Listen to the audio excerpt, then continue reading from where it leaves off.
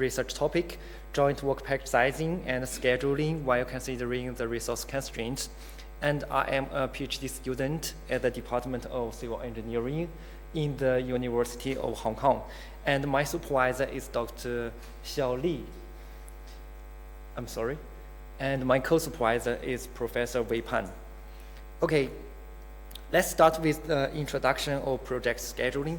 Project scheduling refers to a class of scheduling problem where a set of tasks or activities should be scheduled while considering the limited resources. The left picture is a network of the tasks, and the nodes are the tasks, and the directed arcs are the precedence constraints. It means we have to complete the former one, then the later one can be considered to be started. And also conducting a project needs all kinds of resources. For example, the workers, machines, materials, or working species. So we regard this part as the resource constraints. All the two kinds of constraints are combined into the resource constraint project scheduling problem, RCPSP. And according to the optimization objective or scope, RCPSP can be divided into single project RCPSP or multi-project RCPSP. The former one aims to get an optimal or near optimal schedule that satisfies the resource and precedence constraints. And however, the later one is a more complex two-stage decision problem. The first stage decision lies in the red circle, and it makes global decisions for project resource allocation. And the second stage decision is located in the blue circle. It makes local decisions for project schedulings. It aims to balance the workload across all the sub-projects and ensure the timely completion of each individual project. Then let me explain what the work package is and what the work package size is. For construction project management tools like work breakdown structure, WBS, can decompose a project into a tree from top to the down. And the lowest level of the tree is work package. And usually a work package will contain a set of elemental tasks. And the number of the tasks, we regard them as the size of the work package. So nowadays, the scheduling problem for construction projects is moving to work package-based scheduling problems, combining the characteristics from both S.R.CPSP and M.R.CPSP. So according to the analysis before, we can find that work package sizing and project scheduling are interactive problems. More specifically, work package sizing will define the resource requirement, the working durations, and the working scope of the work packages, and which will influence the scheduling performance. Still, the scheduling policy will determine the resource availability and the feasibility of the work packages. So they should be jointly considered.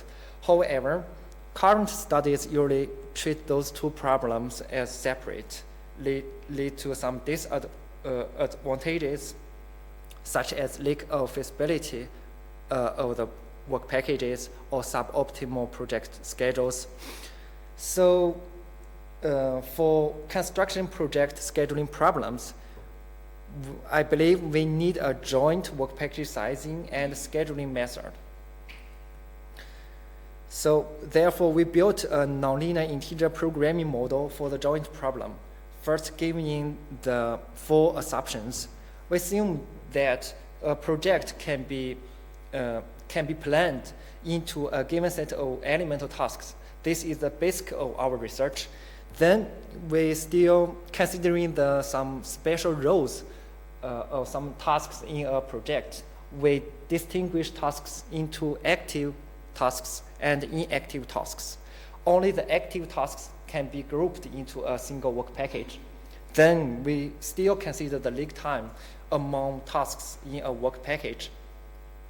However, in our study, we do not consider the scheduling progress among tasks within the work package, and they are conducted with the method of CPM. So we can get the lower bound and upper bound of the resource requirement of those tasks. The lower bound is the peak resource requirement, and the upper bound is the assumed resource requirement. Give some notations, and the network can be represented by a 3-tuple set. N is the task set, A is the precedence relationship task set, and W is the lag time set. And our objective is to minimize the total cost related to the work package size and the cost related to schedule, the mixed span. For the work package sizing constraints, the constraint 5 to 7 give the non-circle constraint. This means when we group the tasks into a work package, if we get a circle, then the project cannot be progressed anymore. Then we constraint 8 to 10 gives indicates the properties of the active and inactive tasks. Still, we give the constraint about the work content and the resource requirement of the work packages. Then I will introduce the work package scheduling constraints. Constraint 17 to 18 means a work package, we conduct a work package, it cannot be interrupted. This is a very basic assumption in scheduling problems. Then constraint 19 to 21 gives the starting and ending time constraint among tasks and work packages. Later, we also give the constraint of the start time and end time between work packages. The last 5 constraints indicate that only a work package's resource requirement is satisfied, then we consider it can be started. Okay, we validated our model, and this is an example of the network of a project with 15 tasks. All the data are generated with a standard software RanGen, and the RanGen is widely used in project scheduling problems. Also, we give some experimental results with 5 projects, and although our model is nonlinear, however, we can still solve it with Gurobi with some additional linearization methods. And we conduct experiments with 3 scheduling policies. The purple one is a direct scheduling policy. It schedules the tasks directly rather than grouping tasks into work package and then schedule them. The gray one and the blue one are the joint method with the peak resource policy and the assumed resource policy. From figure 1, we can find that the joint method can get a better performance compared with the direct scheduling policy.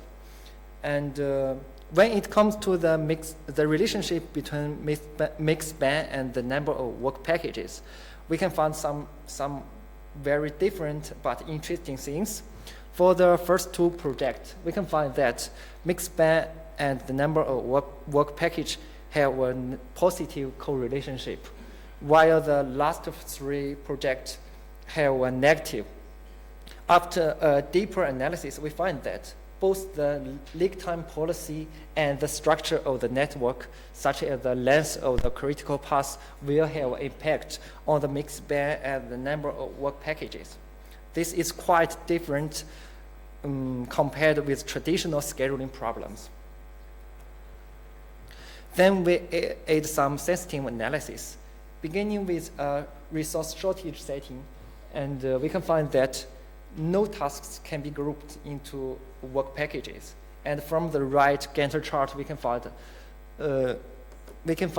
there is a very high resource utilization percent. So, and in the bottom of the picture, we also give the objective and the mix span. Then increasing to 20 unit resources, some tasks can be grouped into work packages, and there's a decline in both objective and mix span. However, the resource utilization percent is still very high, especially for the resource 3. Then keep increase to 30 units, there's a huge decline in both objective, mix span, and the resource utilization percent.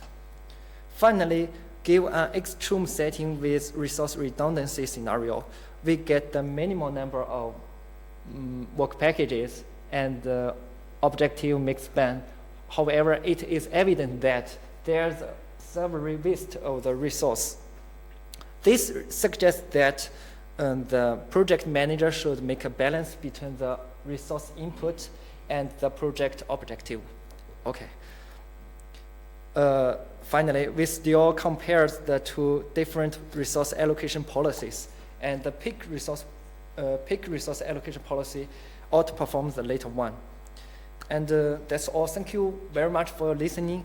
And this is the website of our lab. And welcome to any messages and communications. Thank you very much.